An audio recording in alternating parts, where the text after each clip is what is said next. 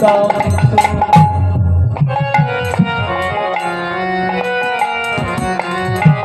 কিছুই নাহি জানত বেদ বিদ্যা দোহ কিছু নাহি জানত সে যদি গৌরাঙ্গ করে সে যদি গৌরাঙ্গ করে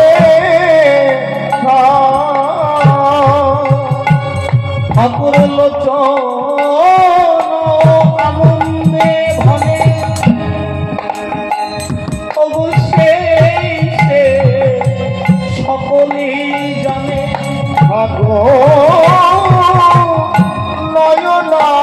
নয়নানন্দেতে ভনে সে সকলেই জানে ঠাকুর নয়ন আনন্দে ভনে দেখো সে সকলেই জানে সর্বসিদ্ধি কর তবে তার সর্বসিদ্ধি কর তবে আর সর্বসিদ্ধি কর তলে তার গো সর্বসিদ্ধি কর তলে তার যারা গৌরের চরণ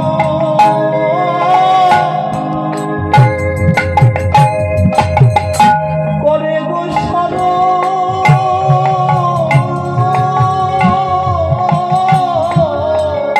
যারা গৌর চর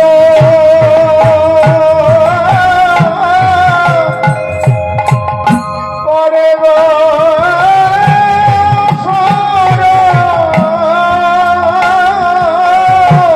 যারা গৌরের চরণ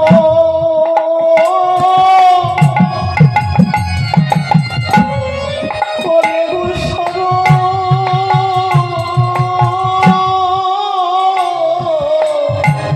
যারা গৌর চর করে গো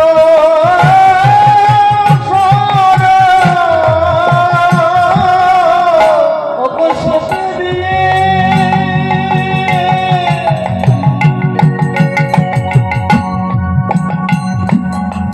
এই দেহ প্রাণ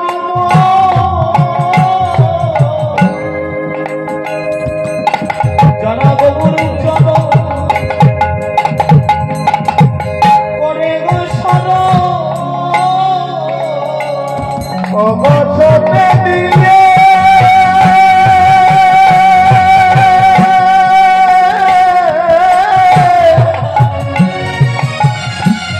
এই দেহ মন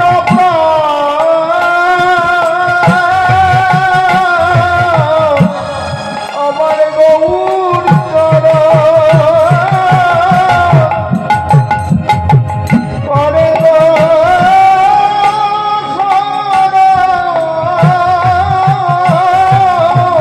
বলি শোভে দিয়ে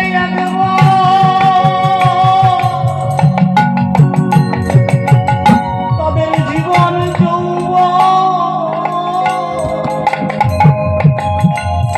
আর সদাই করে যারা তোতে দিয়ে জীবন যৌবন করে যারা অবসরে দিয়ে জীবন যৌবন অবসরে দিয়ে জীবন যৌবন অবসরে দিয়ে জীবন যৌবন অবসরে দিয়ে জীবন যৌবন করে সোনা তারা গৌর চর করে গো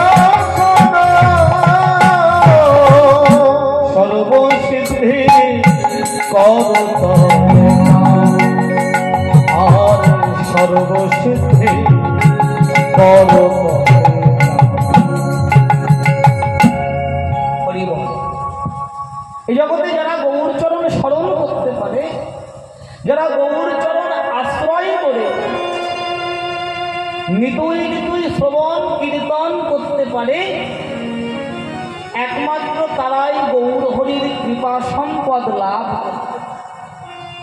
এই যে কৃপা কৃপা কৃপা বলি, কৃপা বিষয়টা কি?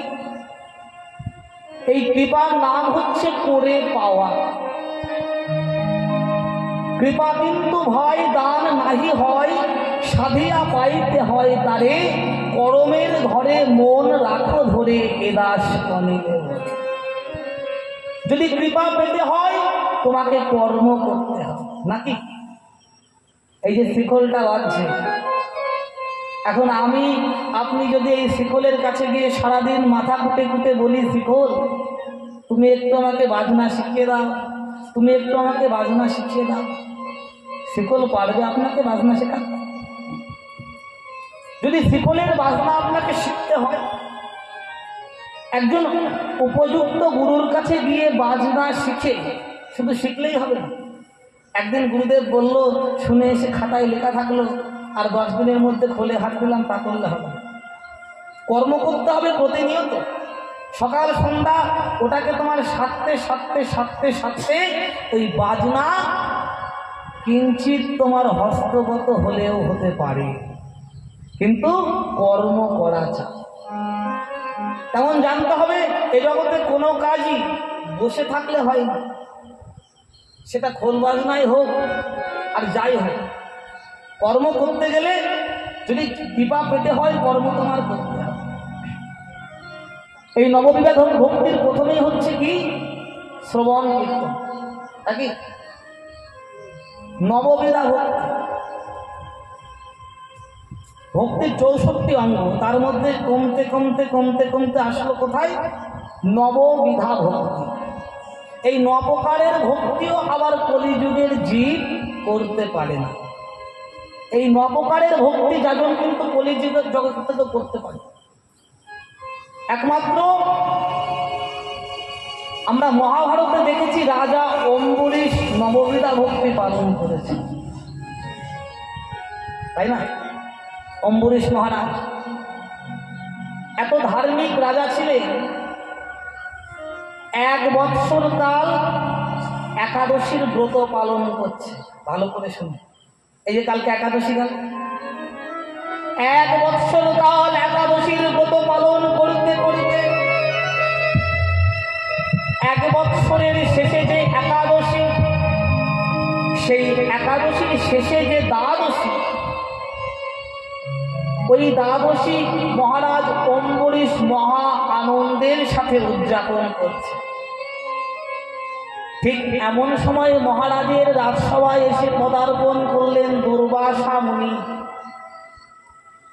মহারাজ অম্বরীশ মনে মনে ভাবছে আর বড় আনন্দিত হচ্ছে, তাই তো আজকে দ্বাদশীর ব্রত পালন করছি, আজকে দুর্বাসা মুনির মতো একজন মুনি আমার বাড়িতে এসেছে, তাকে কিঞ্চিত প্রসাদ সেবা দিয়ে আমি নিজের সেবা করবো, এটাই তো দ্বাদশীর সার্থকতা। মুনিবর আসুন আমরা দুজনে মিলে আজকে একসাথে প্রসাদ পাই। মুনিবর বলছে, শোনো অম্বরীশ, প্রসাদ বললেই তো প্রসাদ পাওয়া নয়, তুমি প্রসাদের ব্যবস্থা করো, আমি স্নান করে আসি। এই দুর্বাসা মুনির মনের ভিতরে ছিল প্যাচ, স্নান করতে গিয়ে লম্বা ধ্যান শুরু করল। আর বেশিক্ষণ দ্বাদশীর সময় নেই। মহারাজ মনে মনে ভাবছে, আমি যদি দ্বাদশীর ব্রত পালন না করি তাহলে তো 1 বৎসরের একাদশীর ফল আমার বিফলে যাবে। আবার দ্বারে অতিথি রেখে তাকে সেবা না দিয়ে আমি নিজে সেবা করি, এটাও অপরাধ। কি করা যায়? ধার্মিক রাজা মনে মনে চিন্তা করলেন, দ্বারে অতিথি থাকুক আর যাই থাকুক, ভগবানের শ্রীকৃষ্ণের পাদকে ধৌত করে, শ্রীকৃষ্ণের চরণ ধৌত করে, ওই চরণ ধৌত জল যদি আমি সেবা করি তাহলে আমার দ্বাদশীর ব্রত পালনও হবে, আবার দ্বারে অতিথি না রেখে সেবা করেও কোনো অপরাধ আমার হবে না। এটা মনে রাখবেন।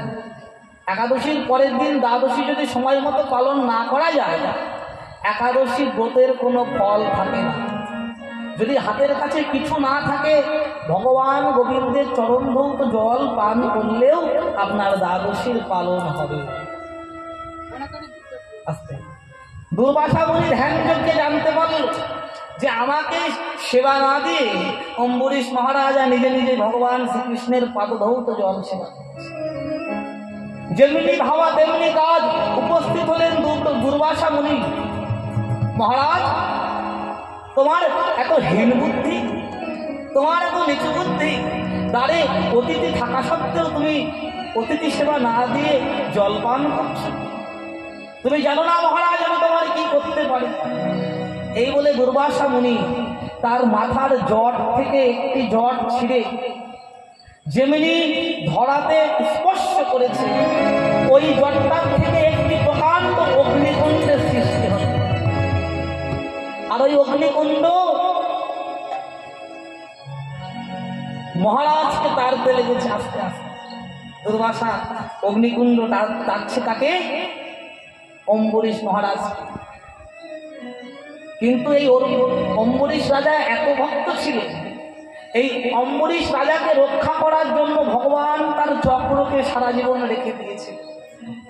বৈকুণ্ঠ লোক থেকে মহারাজের এই দুর্দশা দেখে ভগবানের সেই চক্র এসে ওই প্রকাণ্ড অগ্নিকুণ্ডকে গ্রাস করে ওই চক্রটা তাড়া করেছে দুর্বাসা মুনি। মহারাজ, মুনিবর, তুমি জানো না তুমি কার সাথে এমন হীন কাজ করেছ? এই চক্র তোমাকে কোনোদিনও ছাড়বে না। দুর্বাসা মুনি ছুটতে ছুটতে ছুটতে ছুটতে গিয়েছে কার কাছে? ব্রহ্মার কাছে। ব্রহ্মার চরণে আছা রেখে বলছে, ভগবান, ওই দেখুন ভগবান শ্রীকৃষ্ণের চক্র আমার তারা করেছে। ব্রহ্মা বলছে, কৃষ্ণের চক্র তোমাকে তারা করেছে, তাতে আমি কি করতে পারি? যার চক্র তোমাকে তারা করেছে তুমি তার চরণে গিয়ে শরণ নাও। দুর্বাসা বুঝতে পারলো এখানে কাজ হবে না। ছুটতে ছুটতে গিয়েছে কৈলাসে শিবের কাছে। হে ভোলানাথ, হে ভোলানাথ, দেখুন দেখুন ওই চক্র আমাকে তারা করেছে, তারা করেছে, দয়া করে আমায় প্রাণে বাঁচান, প্রাণে বাঁচাও। ভোলানাথ বলছে, আমি তো তোমাকে বাঁচানোর কেউ নয়, কারণ আমি যে তোমাকে বাঁচাবো আমি তো একজনের আশ্রয় করে বসে আছি। আমার কাছে শোনো, আমার কাছে না বসে যার চক্র তোমায় তারা করেছে তুমি তার কাছে যাও। ছুটতে ছুটতে গিয়েছে বৈকুণ্ঠ ধামে। নারায়ণের চরণ তলে আশা রেখে বলছে, নারায়ণ, ওই দেখো তোমার চক্র আমার তারা করেছে, দয়া করে তুমি আমায় প্রাণে বাঁচাও। নারায়ণ বলছে, মুনিবর, আমার চক্র তোমাকে তারা করেছে ঠিকই, কিন্তু আমিও তো তোমাকে প্রাণে বাঁচাতে পারবো না, কারণ আমিও তো জগতে একজনকে আশ্রয় করে বেঁচে আছি। দুর্বাসা মুনি মনে মনে ভাবছে যে বৈকুণ্ঠ অধিপতি নারায়ণ, সে আবার বলছে আর একজনকে আশ্রয় করে বেঁচে আছে। বলছে, শোনো, আমার নাম নারায়ণ, আমি কাকে আশ্রয় করে বেঁচে আছি বলি? আমি হচ্ছে ভক্তকে আশ্রয় করে বেঁচে আছি। ভক্ত আমার যেমন করে ঘোরাই আমি তেমন করে ঘুরি। শোনো, আর তুমি বললে না তোমাকে দয়া করবার কথা, দয়া করবার হৃদয় তো আমার নেই। এই দয়া করার হৃদয়টা যার আছে, করুণা করার হৃদয়টা যার আছে, সে হচ্ছে ভক্ত। আর কথা শোনো, যদি ওই চক্র থেকে তোমাকে বাঁচতে হয় আমাদের কাছে না এসে যে চরণে তুমি অপরাধ করেছো, যদি সেই চরণ আশ্রয় করতে পারো, অপরাধ হতে মুক্ত হলেও হতে পারো। দুর্বাসা মুনি মনে মনে বুঝতে পারলো জগতে সব অপরাধের ক্ষমা আছে, কিন্তু ভক্তের চরণে অপরাধ করলে সেই অপরাধের কোনো ক্ষমা নেই। ছুটতে ছুটতে অম্বরীশ মহারাজের চরণে আছা রেখে বলছে, মহারাজ, আমি না জেনে না বুঝে তোমার চরণে অনেক অপরাধ করেছি, তোমার সাথে অনেক হীন কাজ করেছি, তোমার সাথে অনেক দুর্ব্যবহার আমি করেছি। কিন্তু নারায়ণ বলল, দয়া করার হৃদয় নাকি ভক্তের থাকে, তুমি তো ভক্ত, এখন দয়া করে সকল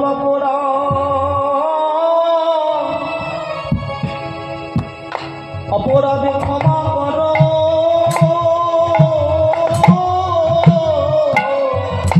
প্রভু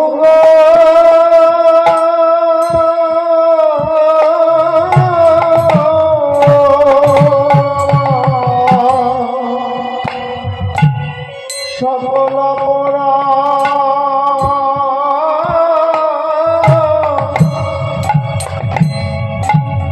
ক্ষমা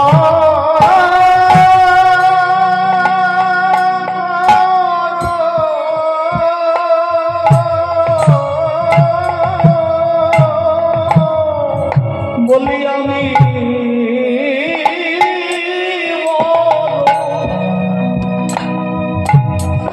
বড় অপরাধী,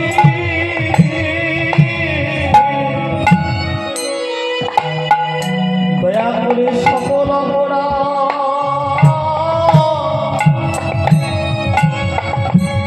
আমার ক্ষমা করো।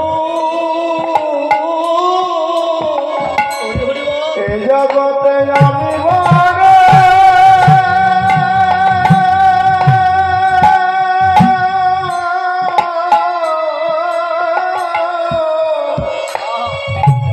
অপরাধী,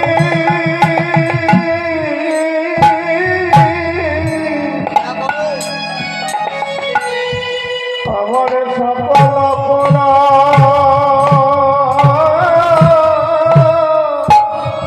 ক্ষমা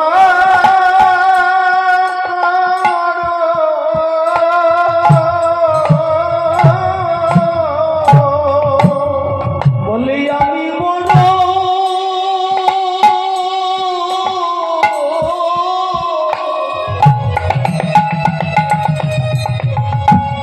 বড় অপরাধী,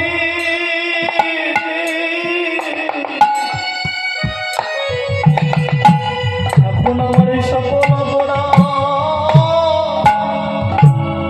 তুমি ক্ষমা করো।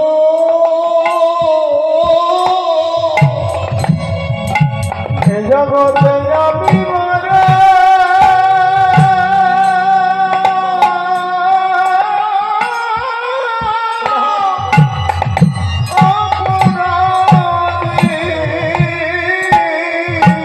তোমার ওই চরণে আমি শরণ দিলাম।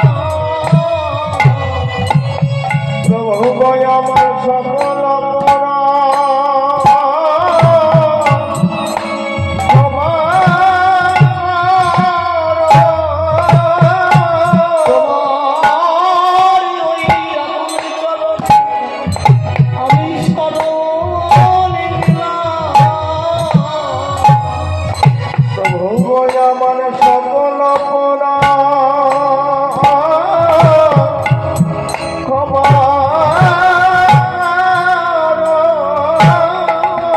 আমার এই সব অপরাধে ভুলে গিয়ে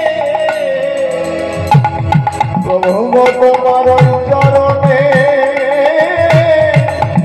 একটু আশ্রয় দাও গো।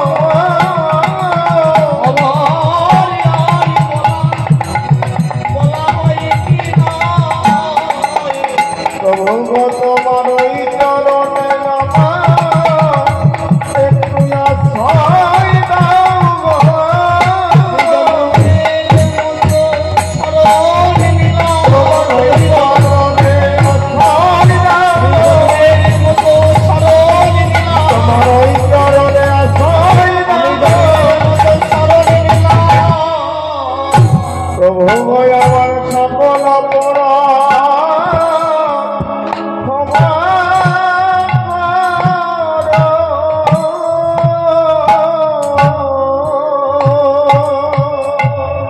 তাহলে জগতে সব অপরাধের ক্ষমা হলেও হতে পারে, কিন্তু এ জগতে দুটি অপরাধের কোনো ক্ষমা হয় না। সেই অপরাধ দুটি কি? যদি কেউ ভক্তচরণে অপরাধ করে সেই অপরাধের ক্ষমা হয় না, আর যদি কেউ হরি নামের প্রতি অপরাধ করে সেই অপরাধ কখনো ক্ষমা হয় না। ভক্ত অপরাধ আর নাম অপরাধ, এই অপরাধ যদি তুমি অজান্তেও করে ফেলো, এই অপরাধের শাস্তি তোমায় পেতেই হবে। হরি হরি বল। তাই আমরা সবসময় মনে মনে এইটুকু ভাববো, এইটুকু সবসময় স্মরণ রাখবো, যেন কখনো কোনো সাধুগুরু বৈষ্ণবের চরণে অপরাধ না হয়, আর যেন কখনো হরি নামের প্রতি আমাদের অপরাধ না হয়। এগো এই সাধুগুরু বৈষ্ণব গুরুকে, সাধুকে গুরুকে জীবেরও নিস্তার লাগে সেই নন্দ সুত হরি, নন্দ সুত হরি ভুবনে প্রকট হলেন তিনি গুরু রূপ ধরি। পদ্মাবধি সেই লীলাই করেন গোড়ারাই, কোন কোন ভাগ্যবান জীব পাবে দেখিবারে পায়, দেখিবারে পায়। পদ্মাবধি সেই লীলা করেন গোড়ারাই, কোন কোন ভাগ্যবান বা ভাগ্যবতী তারে দেখিবারে পায়। কে? এই গৌর তো নিজে আসে না, এখনো আমাদের দ্বারে আসে, আমরা চিনতে পারি না।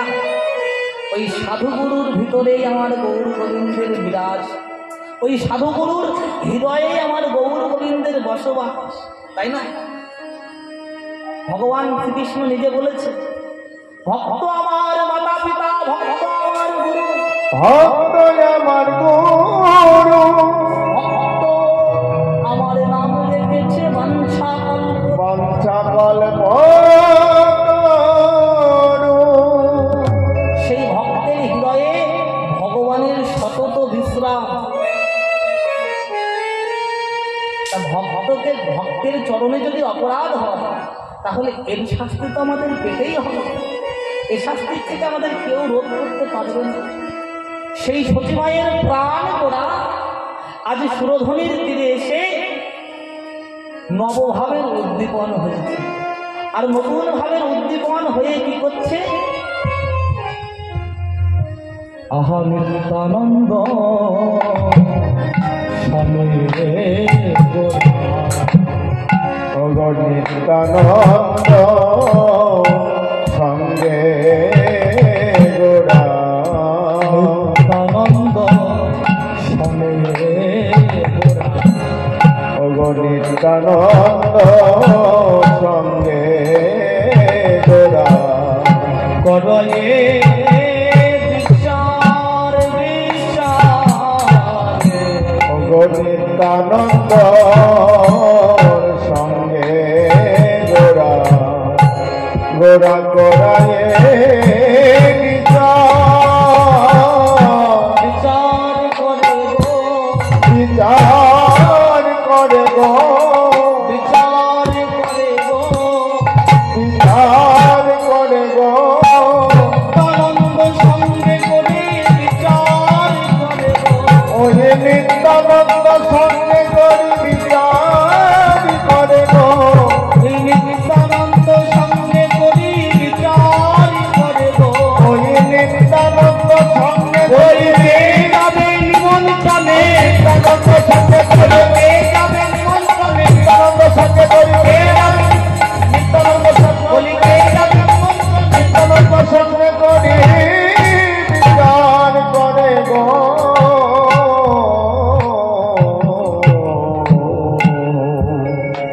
আজ গৌর সুন্দর নিতাইয়ের হাতটা ধরে বলছে, দাদা এই সুরধনির তুলে আমরা তো যজ্ঞ করবো, তা যজ্ঞ করবো ঠিকই, এই যজ্ঞের নিমন্ত্রণ ভাগটা কে নেবে? আজও পর্যন্ত এই যে কদিন আগে আমাদের ওখানে অনুষ্ঠান হলো, বাবাজিরা করলো, একা একা কিন্তু নাম যজ্ঞের আয়োজন করা যায় না। যার যত অর্থই থাকুক না কেন, একা একা নাম যজ্ঞ করা যায়। এই নাম যজ্ঞ করতে গেলে অনেককে অনেক দায়িত্ব নিতে হবে। তা নিত্যানন্দ বলছে আমরা তো যজ্ঞ করব, কিন্তু এই যজ্ঞের নিমন্ত্রণের ভাগটা কে নেবে? তাই দুই ভাই মিলে বিচার বিবেচনা করে আলোচনা করে এবারে শিবাসের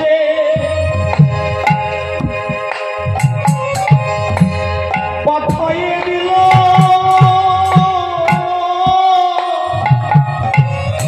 দেখো নদিয়া মাঝারে, দেখো শিবাসে পাঠাইয়া দিল নদিয়া মাঝারে। ওগো শিবাসে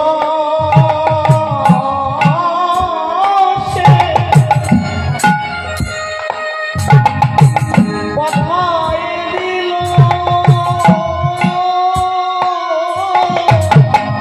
এবার নদিয়া মাঝারে। দেখো শিবাসে পাঠাইয়া দিল নদিয়া মাঝারে।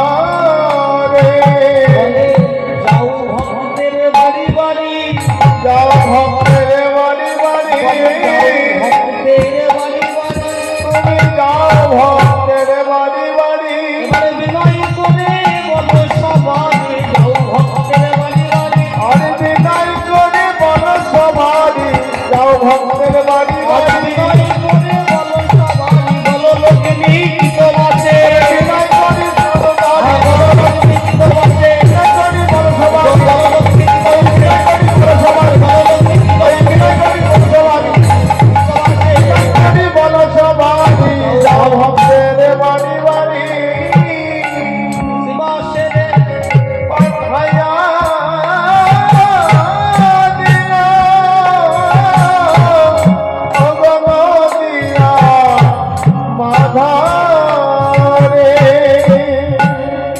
শিবাসকে বললো শোনো শিবাস, সুরধ্বনির কুলে আমরা হরিনামে যজ্ঞ করব, এই যজ্ঞের নিমন্ত্রণের ভার আমি তোমায় দিলাম, দয়া করে নদিয়া নগরে গিয়ে প্রত্যেক জীবের ঘরে ঘরে গললগ্নি কৃতবাসে বিনয় করে সবাইকে নিমন্ত্রণ করো। কেন বিনয় করে করতে বললো কেন? তাই না? নিমন্ত্রণে তো অনেক রকম প্রকারভেদ আছে। এখন তো চিঠির যুগ, আপনার কাছে একটা চিঠি দিয়ে বললো আমার বাড়ি গিয়ে কটা খেয়ে আসবে, এটাও নিমন্ত্রণ। আবার চিঠি না দিয়েও হয় দাদা, দয়া করে আমার বাড়িতে একটু গৌর গোবিন্দের লীলা গুণকীর্তন হবে, সেখানে যেন আপনাদের মতো ভক্তের চরণধুলি পড়ে, দয়া করে আপনারা লীলা গুণকীর্তন আস্বাদন করবেন, পোশাক পাবেন, তাই না? তা জানো তুমি কাউকে উদ্গত মস্তকে নিমন্ত্রণ করো না, নিমন্ত্রণ করতে যাও ঠিকই, কিন্তু কথাটা মনে রাখবে বিনয় করে গললগ্নি কৃতবাসে। কারণ জীবকে ভগবান শিখিয়ে দিল, কি শিখালো? যে যত নিচু হতে পারবে কৃপা সে তত বেশি পাবে, তাই না? যে যত নিচু হতে পারবে সে তত কৃপা লাভ করবে। এই যে এখন বর্ষাকাল, প্রায় প্রতিদিনই বৃষ্টি হবে না? তা বৃষ্টি তো সব জায়গায় হয়, পাহাড়েও হয়, পর্বতেও হয়, স্থলভাগেও হয়। কিন্তু লক্ষ্য করে দেখবেন বৃষ্টির জল কিন্তু কখনো পাহাড়ের মাথায় জমে না। জমে কি? জলের ধর্ম যেখানে নিচু সেখানে গড়িয়ে আসা। তাহলে বৃষ্টি যেমন পর্বতের চূড়ায় জমে না, তেমন একটা কথা আমাদের জানতে হবে, ভগবান শ্রীকৃষ্ণের বা গৌর গোবিন্দের লীলারূপ কৃপারূপ বর্ষা সর্বদাই হচ্ছে, কিন্তু সেই বর্ষায় ভিজছে কারা, ডুবছে কারা? যারা নিচু হয়ে বসে আছে।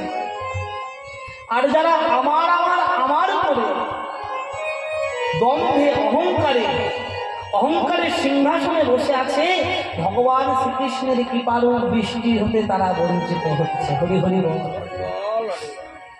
আমাদের বড় অহংকার, তাই না? বড় দম্ভ। আমি কেন নিচু হব? আমার পয়সা আছে, আমি অনুষ্ঠান করব, আমি যেন ভক্তের কাছে গিয়ে গলায় বস্ত্র দিয়ে করজোড়ে নিমন্ত্রণ করব। কিন্তু একটা জানতে হবে কথা, অহংকার থাকলে জগতে সব কিছু পাওয়া যায়, কিন্তু অহংকার থাকলে ভগবান শ্রীকৃষ্ণ বা গৌর গোবিন্দের কৃপা কখনো পাওয়া যায় না, তাই না? ভগবানের কৃপাটা পেতে গেলে এই আমি কথাটা সবার আগে ভুলে যেতে হবে। সারাদিন আমরা যত যত কথা বলি, সব থেকে বেশি কথা বলি আমি আর আমার, আমি আর আমার, তাই না?